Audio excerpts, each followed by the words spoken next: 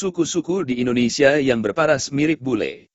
Indonesia terkenal dengan keragaman budaya, suku, bahasa dan agama. Keragaman inilah yang barangkali mencari ciri khas unik Indonesia yang tidak ditemui di negara lain. Bayangkan saja, Indonesia memiliki sekitar 700 bahasa daerah dan 1.340 suku menurut sensus 2010. Terbayangkan betapa sulitnya menghafal keragaman di Indonesia karena saking banyaknya.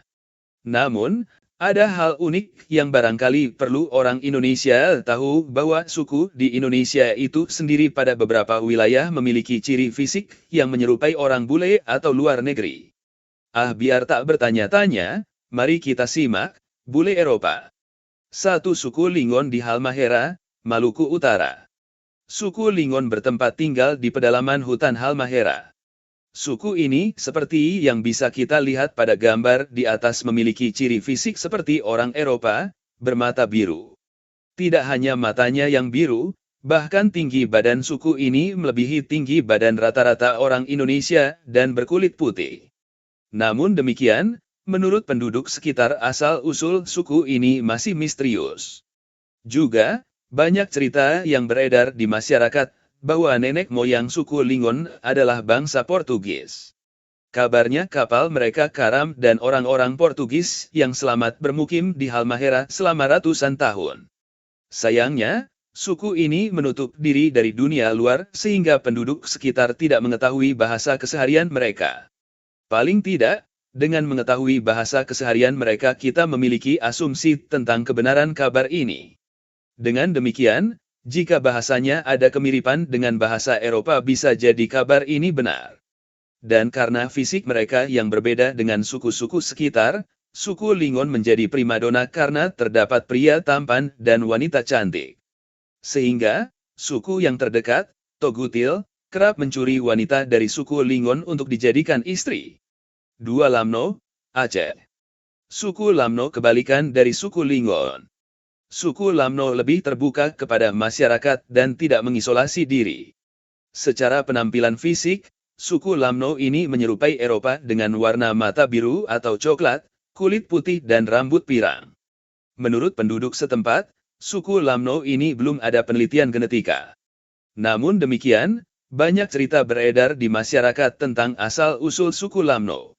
Versi pertama, penduduk setempat menyelamatkan para tentara Portugis yang kapalnya terdampar di daerah kerjaan Daya, perairan Lamno, dan menikahkannya dengan penduduk sekitar. Versi kedua, tentara Portugis datang menjajah Indonesia dan menikah dengan masyarakat sekitar. Sementara itu menurut catatan sejarah, Marco Polo pernah singgah di kerajaan Daya dan menuliskan pengalamannya tentang bagaimana kerajaan Daya berbaur dengan tentara Portugis. Apapun versinya, tetap semuanya berujung pada pernikahan warga setempat dengan tentara Portugis yang datang ke Indonesia. Terlepas dari suku Lamno yang berwajah campuran Portugis, banyak di antara warga Aceh yang memiliki paras menyerupai orang Arab, atau India, bahkan Cina. Dilihat dari letak geografis Aceh itu sendiri sangat strategis, dan karenanya menjadi tempat persinggahan para pedagang asing seperti Arab, Cina, Eropa, dan Hindia. Sehingga muncullah nama Aceh, akronim dari negara para pedagang pendatang yang masuk ke Indonesia. Kedatangan para pedagang asing ini tak jarang menjadi ajang ketemu jodoh, sebab pada akhirnya banyak di antara mereka menikah dengan penduduk setempat dan menetap di Aceh. Sehingga keturunan mereka berwajah Aceh, Arab, Cina, Eropa dan Hindia. 3 Buton, Sulawesi Tenggara. Lain lagi kisah suku Buton yang bermata biru seperti bule Eropa. Ciri fisik suku Buton bermata biru, kulit coklat dan berparas Indonesia asli. Namun, warna biru suku Buton ini bukan karena hasil pernikahan Indonesia-Eropa, melainkan kelainan genetika. Bola mata biru suku Buton hanya berada di salah satu mata, dan mata lainnya berwarna coklat. Pada foto di atas, NK anak ini bernama Sawal, Fardan, dan Ditra bermata biru disebabkan oleh kelainan genetik langka yang disebut sindrom Waardenburg. Sindrom Waardenburg adalah kelainan genetik yang menyebabkan jarak yang sangat lebar antara mata kanan dan mata kiri, serta warna bola mata yang pucat atau warna kedua bola mata berbeda. 4. Suku Borgo, Manado. Suku Borgo telah ada di Sulawesi Utara sejak abad ke-16 dan merupakan hasil pernikahan antara orang Minahasa dengan orang-orang Eropa seperti Belanda, Spanyol, dan Portugis. Kedatangan orang-orang Eropa ini awalnya murni sebagai transaksi, yaitu membeli hasil bumi Indonesia. Namun, pada kedatangan berikutnya dengan misi menyebarkan agama Kristen di Manado, Bule Afrika, Papua. Jika dilihat dari ciri fisik, orang Papua memiliki kemiripan dengan orang Afrika. Orang Afrika dipercayai oleh beberapa pakar sebagai nenek moyang orang Papua.